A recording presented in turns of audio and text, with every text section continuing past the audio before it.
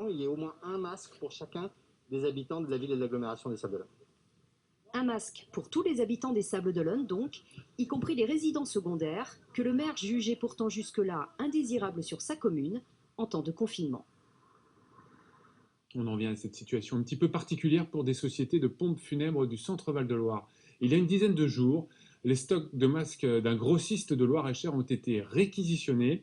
Ils étaient pourtant destinés aux personnes chargées d'inhumer, notamment les morts du coronavirus. Explication Jean-Philippe M avec Luc Perrault.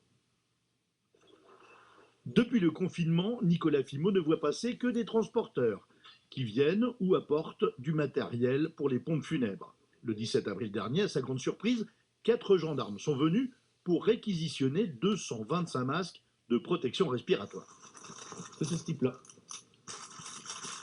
C'est pour faire les mises en bière, pour faire l'exhumation. C'est du KN95. Ils ont dit qu'on vendait des masques sur Internet, on n'avait pas le droit. Et puis, moi, je n'étais pas sûr de leur coût, que nous, on vendait des KN95. Et sur l'arrêté, après, il y a plusieurs arrêtés. Hein.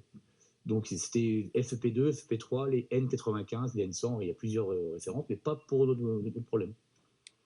Une enquête a été ouverte par le parquet de Blois. Le patron de l'entreprise conteste la référence qu'il vend n'est pas celle du décret. Ce dossier nous a permis, l'entreprise comme moi, et nous nous sommes rapprochés de la Fédération des entreprises de pompes funèbres, de découvrir qu'il n'était pas dans la liste des prioritaires. C'est quand même quelque chose d'incroyable quand on sait que ces gens-là touchent à tout le monde et doivent aller à l'hôpital, doivent aller dans les EHPAD. Notre gamme de masques, tout ça c'est indisponible chez nos fournisseurs.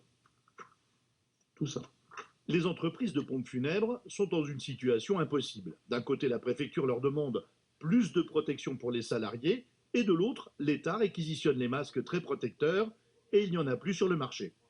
Comment on fait pour protéger nos salariés? Donc aujourd'hui, moi clairement, c'est ce que j'ai dit à la préfète de l'Indre-et-Loire, c'est je vais y aller tout seul. Je ne vais pas me protéger, mais je ne vais pas envoyer mes salariés. Je ne peux pas faire ça. Les entreprises de pompes funèbres sont par ailleurs dans une situation économique difficile. Il y a beaucoup d'inhumations dans l'urgence et dans l'intimité.